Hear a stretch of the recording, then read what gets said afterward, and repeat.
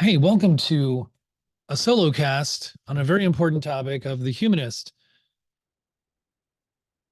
I remember when Shelly and I were first starting Big Self School in about 2019, and I hadn't done much work in this field and the field of stress. And Shelly had said something like, I want you to write a blog post on stress.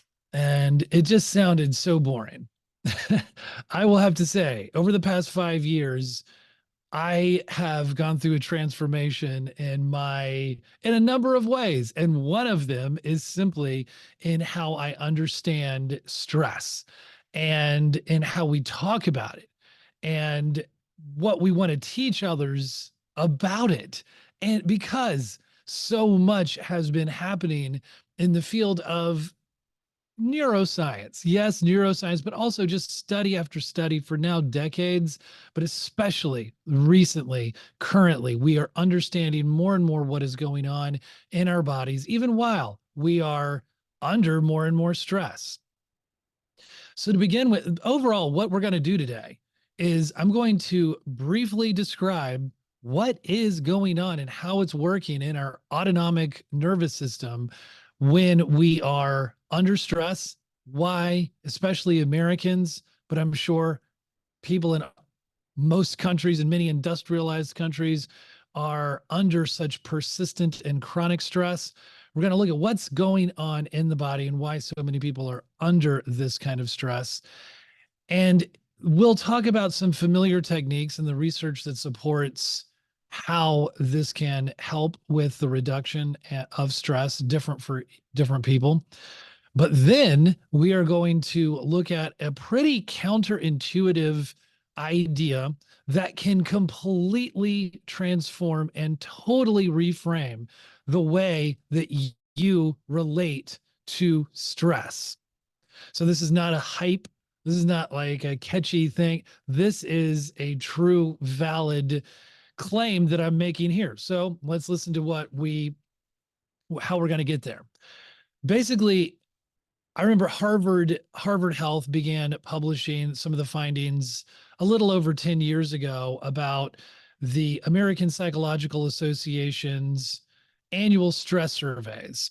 And from 2013 to 2014, they found that about 25% of Americans from year over year were experiencing high levels of stress, rating their stress level at 8 or more on a 10-point scale. And another 50% were reporting moderate levels of stress of a score of 4 to 7. So it's perhaps not surprising if we think about all the given conditions that we experience when we are living in this with economic instability in our country, abroad, what's going on, concerns just about money in our own lives, our relationship to work, the economy, politics, listening to different forms of media can all just continue to trigger a stress response. And generally, when we think of stress, whether it's acute and happening quickly or chronic and persistent and we're under it all the time, is that we have a relationship to it in which we think of stress as bad. And yes, it can do bad, harmful things in the body, very serious things. So we should think about how we relate to stress. That is the theme of today. But understanding it for me, like, no, this is not my lane. I am not a medical doctor. I'm the humanist. I had a liberal arts education, but when I begin to understand what is going on in the body when I'm whether I'm working out or wanting to go to sleep or how I'm waking up or what happens when I'm meditating or just many different things, it is actually empowering, inspiring, useful to truly understand what is going on in my body when I am doing these things. And so we're going to briefly describe these things, which you may have read about, heard about in other forms. And yes, you can go deeper by listening to a medical doctor, but this is a bit of a review and a quick understanding of what is going on in the brain and the body. So let's say someone confronts a car or some other danger, the eyes or and ears or both. they send the information to the amygdala, which we probably have been hearing a lot about. It is right there in the center of the brain. It's very small, and it's an area that contributes to emotional processing, amongst other things. It is that fear response. It interprets these images and sounds. It perceives danger, and it instantly sends a distress signal to the hypothalamus. And the hypothalamus is sort of like this control center. I think that's how we can think about it. It is um, an area which like it communicates the with the rest of the body through the autonomic nervous system, which controls such involuntary body functions as breathing, blood pressure, your heartbeat, which yes, you can control it, but this is part of an involuntary autonomic when your heartbeat increases, and the dilation or constriction of key blood vessels and small airways in the lungs, which are called bronchioles. The autonomic nervous system has two components: the sympathetic nervous system and the parasympathetic nervous system. So basically, the sympathetic nervous system is what is putting you into fight or flight. It is preparing you for this action. And by contrast, the parasympathetic nervous system is acting like a brake. It's promoting the rest and digest instead of the fight or flight response. And it is seeking to calm the body down after the danger is past. So after the amygdala sends a distress signal to the sends it out, and the hypothalamus activates the sympathetic nervous system, sending these signals throughout the autonomic nerves to the adrenal glands. And the glands respond by pumping the hormone epinephrine, also known as adrenaline, into the bloodstream. And epinephrine circulates through the body. It brings on a number of physiological changes. The heart beats faster than normal. It's pushing blood to the muscles, heart, and other vital organs. The pulse rate and blood pressure is going up. And the person undergoing these changes also starts to, of course, breathe more rapidly.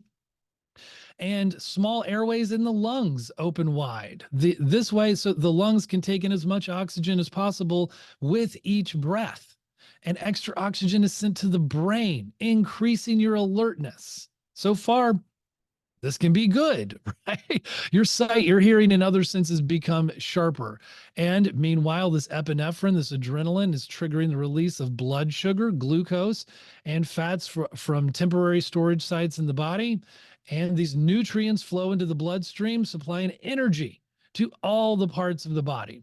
And all of these changes, it's so fascinating, the body and how the mind triggers all this. It just happens so quickly that, of course, you're just not aware of what all is going on in your very own body. Sort of like we have no idea what's going on under the hood of our cars that we drive around all the time. Most of us don't anyway. And in fact, this wiring is so efficient that the amygdala and hypothalamus, they start this cascade even before the brain's visual centers have had a chance to fully process what is happening. And that's why people are able to jump out of the path of an oncoming car even before they think about what they're doing.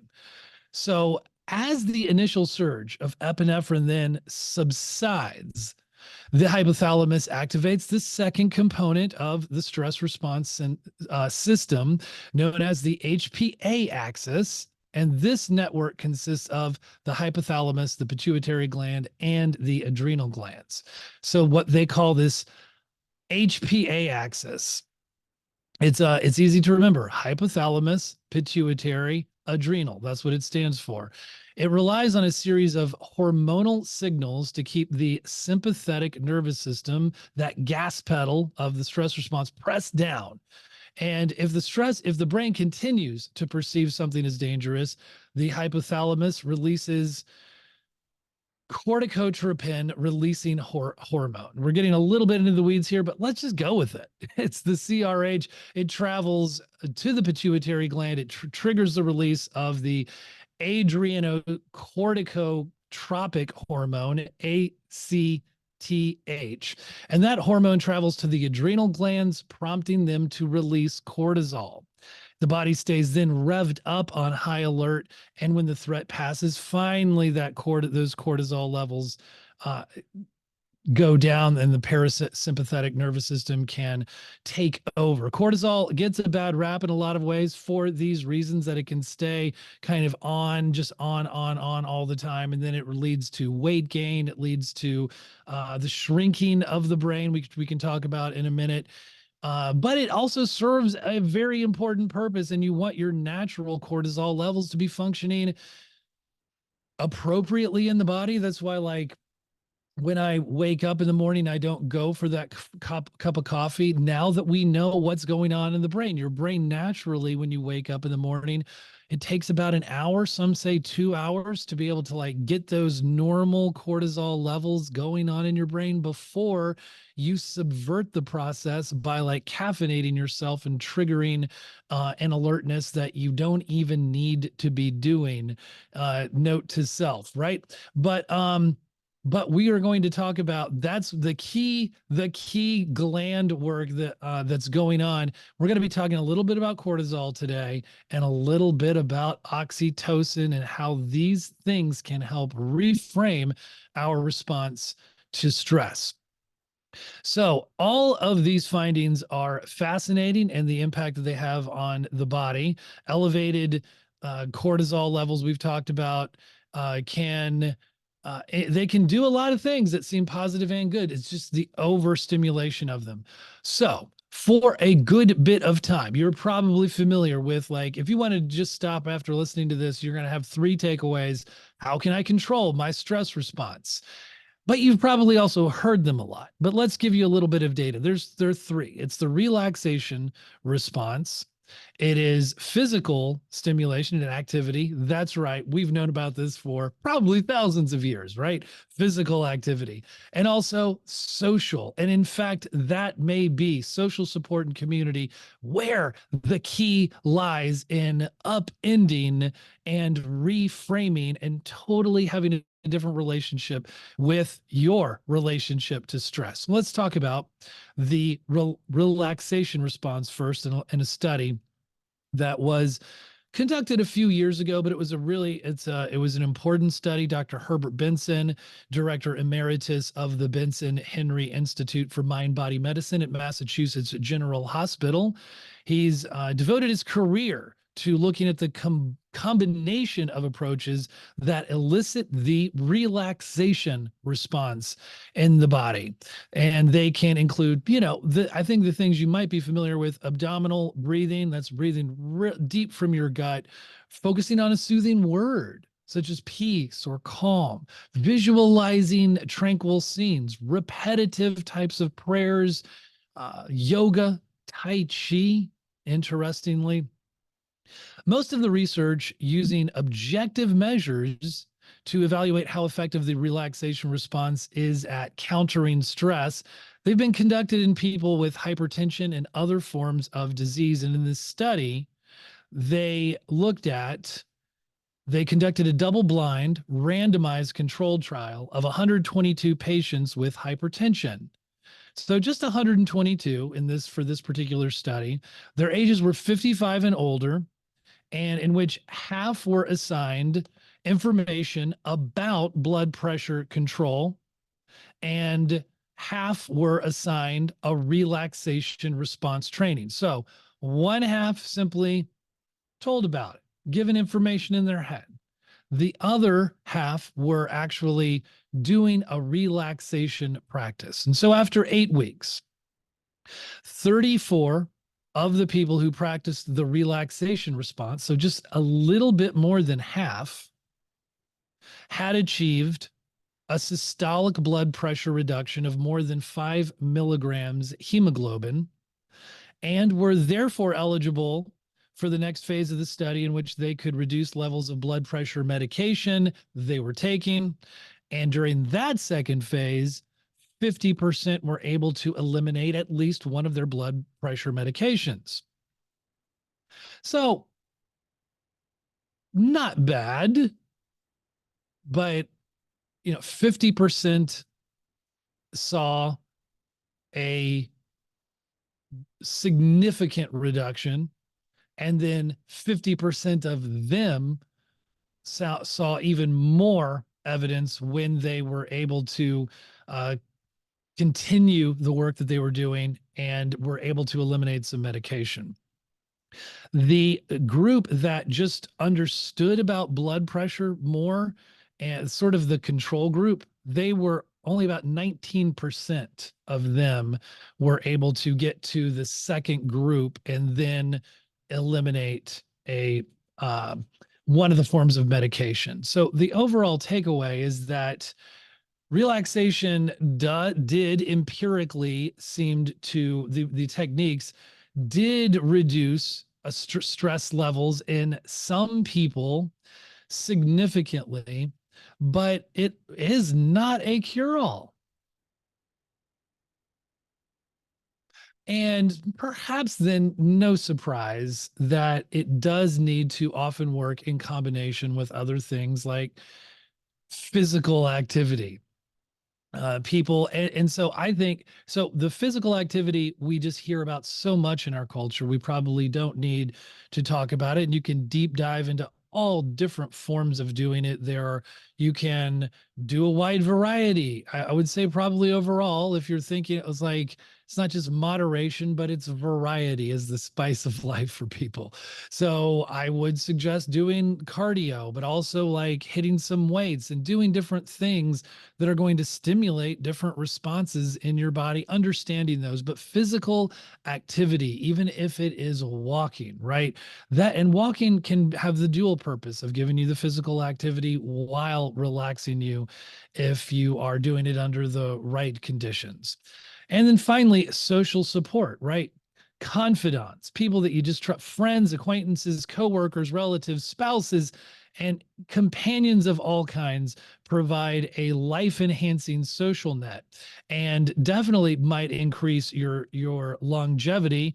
But I would say at the time of that study 10 years ago, they were still saying, well, we see that social support and community is important, but we're just not exactly sure why. Well, we're beginning to understand why a lot more. So let's talk briefly before we move on to the counterintuitive claims that I've been making at the beginning of this episode. And let's think about this idea of what's going on in our bodies when we are under chronic stress, like being overworked or having arguments at home. Well, guess what? You have a smaller brain if that's going on. It actually, the cortisol that's getting released through the hypothalamus that we talked about, and it has an effect on your glands, your endocrine levels, the brain, the kidneys, and all of which is impacting your the cortisol going on in your brain. And so cortisol, the destructive element of it, is when it is constantly on alert. This is not how our bodies and brains, marvelous machines that we are. They were designed not for this modern life that we find ourselves in. They were designed to help keep us alive. And there would be a lot less of these initial big stressors that release all this cortisol. But now we're really depending on this cortisol. And this means that chronic stress may make it harder for you to literally, because of this, it begins to like tighten your synapses. It tightens what's going on in your brain. And literally, they study this now, and your brain begins to shrink, making it harder for you to learn and remember things. And maybe that explains it for me here at 51. But it also begins to set the stage for all kinds of serious mental problems like depression and eventually Alzheimer's disease and its different manifestations of dementia that aren't all necessarily called Alzheimer's. And so the effects of stress, it might filter right down to your brain's DNA, because they even showed there was an experiment that of with rats, but hey, they were able to conduct this kind of. I think we can have a takeaway here from these rats. A nurturing mother rat provides its newborn baby a an ability to adapt to stress later in life. The study was the pups of nurturing moms turned out less sensitive to stress because their brains developed more cortisol receptors, which stick to cortisol and dampen the stress response. And the pups of negligent moms had the opposite outcome. And so they became more sensitive to stress throughout life. These are changes that are considered, they're called epigenetic changes, meaning that they affect which genes are expressed without directly changing the genetic code. And what was interesting about this experiment too was that the changes, good news, could be reversed if the moms are swapped. But there's a surprising result. The epigenetic changes caused by one single mother rat were passed down generations of rats later. So, in other words, the results of these actions were, in effect, hereditable. So, it's not all bad news, though, because there are many ways to reverse what cortisol does to your stressed brain. And I think we just covered 3 of those.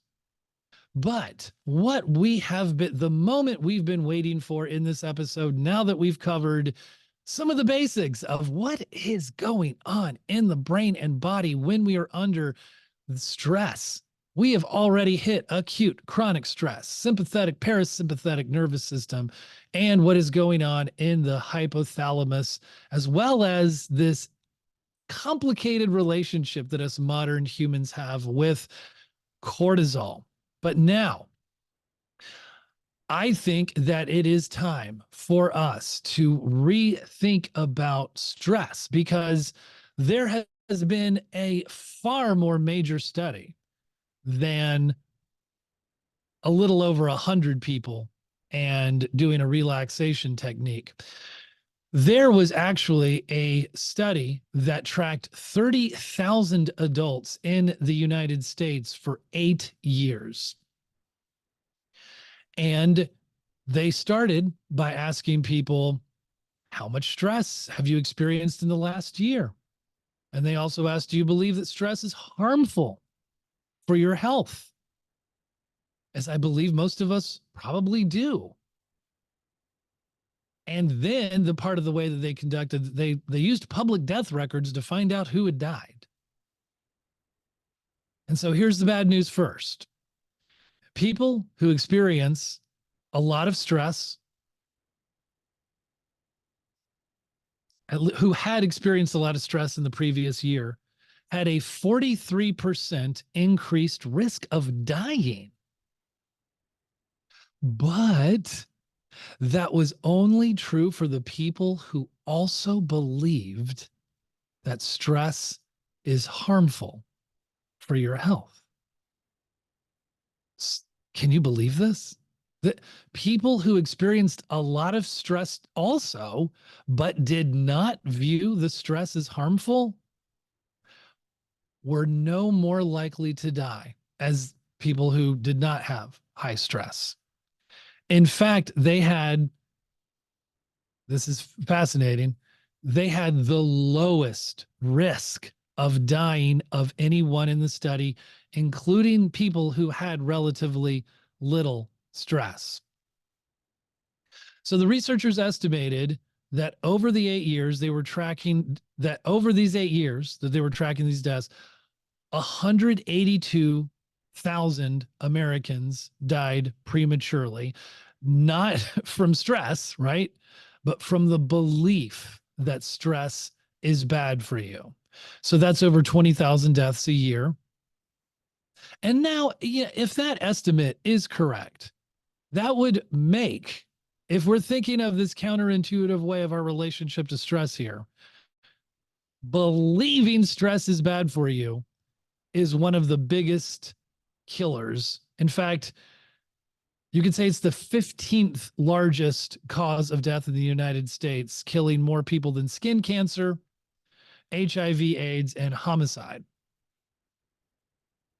So you can see why this study kind of can freak you out. It's a gigantic study, and it can actually help us begin to rethink our relationship to health. In fact, what if we consider the possibility that stress is actually good for us?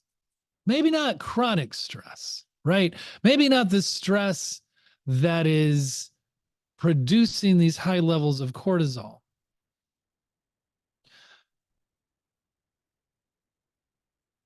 But I want to think about this idea that, a lot of times we will say when we've had discussions about stress, and in fact, I want to share with you a little clip on this very episode of last year when I spoke with Rob Cross and Karen Dillon, authors of The Micro Stress Effect, and how they had this premise. I want to share a little clip of when we talked about this idea of people needing more community, because the research, and from their hundreds of interviews, the research is bearing out one of the things that helps us the most is, and we hear it again and again, we need community. But for a lot of us in our adulthood isolation, having lost a lot of our old friendships, or maybe in difficult, smaller, really, and not having places to immediately go, we're wondering, yeah, okay, I need community, but what do you want me to do? Like, I have to go to the grocery store. I don't have good church options, or even if I did, I wouldn't want to do that.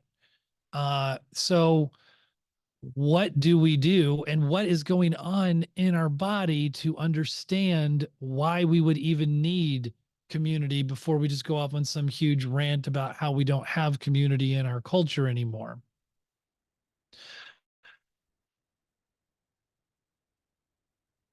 What is interesting to me is this idea of, well, first of all, let's think about, like, normally when we interpret the physical changes that are going on in us when we're feeling stressed, the ones we're aware about, anxiety, or just signs that we're not coping very well under the pressure. Remember that Billy Joel song, Pressure? Such a good song. If you um, don't remember it, it's an amazing song. It embodies the feeling of pressure. But what if we changed and how we view the experience of being under pressure as signs that our body was getting energized and getting prepared to meet the challenge? Because remember early on, all those things that it sounded like it was doing, it was preparing us for action. Our we were getting more oxygen to our lungs. And I've also, as I've been thinking about this study, and I've been thinking about this idea of like working out as a kind of stress on the body, but we automatically have such this deep belief that our our body's response to this workout is good for us, that we've automatically already done that work. We already truly believe that this grind we put ourselves through, where we're sweating and sometimes in agony trying to get that last rep in or whatever it is, we're doing this because it's good for us. Could you imagine doing working out and feeling like you had to do it for some reason, and it might actually be bad for you? How different would the results be? It's interesting to think about.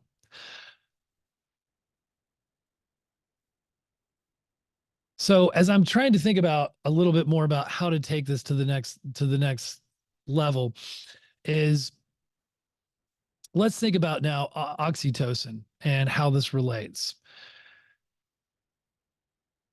I'm going to make this premise here, continue to make this premise that we just need to get better at stress. So we just need to have a little bit of an intervention here. Because literally, if you're listening to this episode or watching it, this could be saving your life based upon the evidence and the empirical studies that have happened.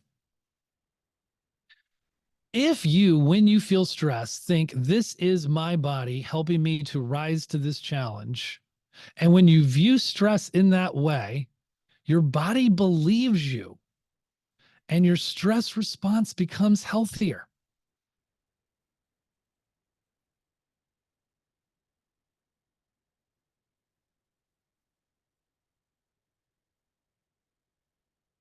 And here's the thing that I think is the kicker about the social response. Your response to stress can make you more social. And I need to listen to this because of my instincts.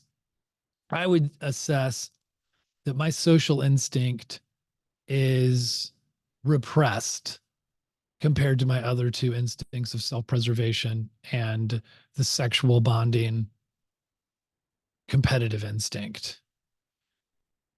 So I know, that oxytocin has already gotten as much hype as a hormone can get, other than perhaps the bad guy that cortisol often gets. Uh, and it's sometimes oxytocin's even called the cuddle hormone because it's released when you hug somebody. Shelly will often say this when she's reaching out to one of our kids for a hug. She'll say, "I need some oxytocin." So this is um, actually though a very small part of what oxytocin is involved in.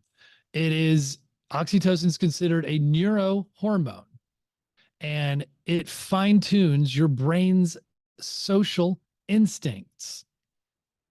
It primes you to do things that strengthen close relationships. Oxytocin actually makes you crave physical contact with your friends and family. It enhances your empathy. It even makes you more willing to help and support the people you care about.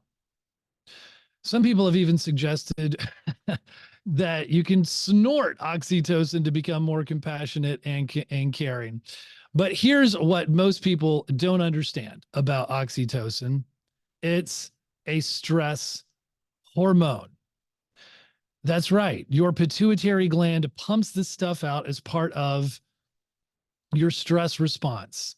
It's as much a part of your stress response as the adrenaline, the epinephrine that makes your heart pound. And when oxytocin is released in the stress response, it is motivating you to seek support. I think that's amazing. Your biological stress response is nudging you to tell someone how you feel instead of bottling it up. Your stress response wants to make sure you notice when someone else in your life is struggling, that you can support each other. So when life is difficult, your stress response wants you to be surrounded by people who care about you.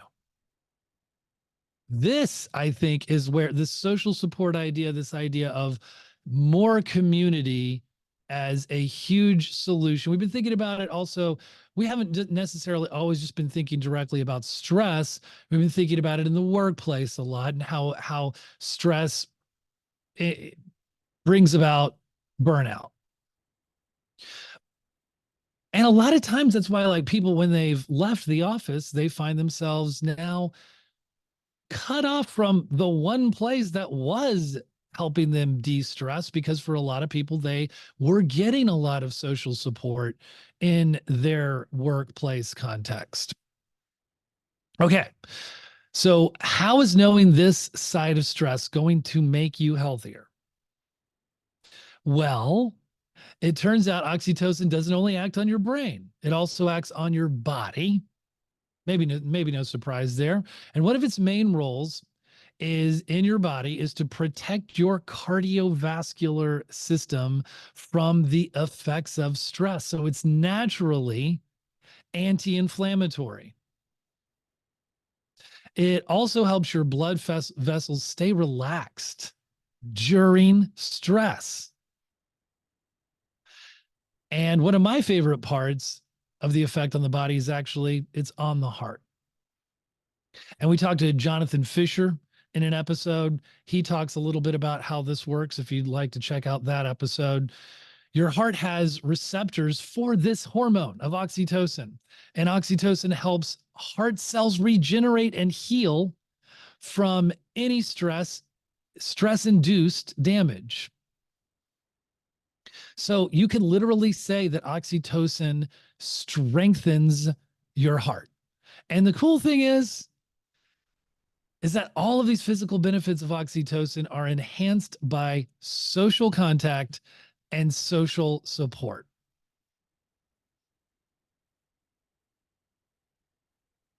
So, literally, when you are reaching out to others, you can be thinking that you are making yourself healthier and recovering faster from stress. Isn't that amazing? It's to rethink of our relationship to stress and how we can be pulled toward each other in stress. That's why I wanted to have this episode on the humanist, because this is about the human condition. So let's talk about one more study while we're nerding out on all of this stress stuff. This study too may save your life. We have culled this down. We are pulling the most important studies we can possibly find for you. Also, shout out to Kelly McGonigal, who introduced some of these ideas in her TED Talk. This study tracked about 1,000 adults in the United States, and they ranged in ages from 34 to 93. And they started the study by asking, how much stress have you experienced in the last year? They also asked, how much time have you spent helping your friends, neighbors, people in your community? And then they used public records for the next 5 years to find out who had died. So the bad news first. For every major stressful life experience like financial difficulties or a family crisis, that increased the risk of dying by 30%. But, and I hope you're expecting this, but what wasn't true for everyone, people who spent time caring for others showed absolutely no stress related increase in dying. Caring created resilience. So, what is this telling us? It is not the stress itself. You can create the biology going on in your body of courage. When you choose to connect with others, even when you're under stress, even when things are not going your way, you can create a resilience that protects you from the destructive, damaging impacts that stress can have on you. So, we're not saying that let's have more stressful experiences in our life, but the science is showing us, and this is where science is cool, right? Really cool. Not just for nerds and other scientists. You could say, in fact, that stress can give us access to our hearts. It is an invitation. The compassionate heart that finds joy and meaning in connecting with others your pounding physical heart working so hard to give you strength and energy. And when you choose to view stress in this way of it doesn't have to be bad for me, there are opportunities for it to actually be good for me, i.e., working out, you can make a pretty profound shift. And you know what? You're also telling yourself, this is where the courage part comes in. You're telling yourself that you can handle life's challenges and that you don't have to handle them alone. In fact, you shouldn't handle them alone. I hope you've appreciated the science and the data that this podcast episode is bringing you today.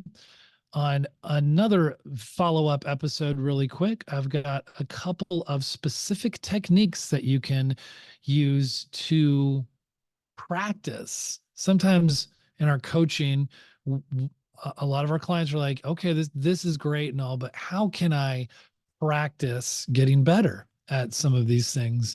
Because I've been maybe unconsciously practicing opposite responses. And that is always a fair and very good question.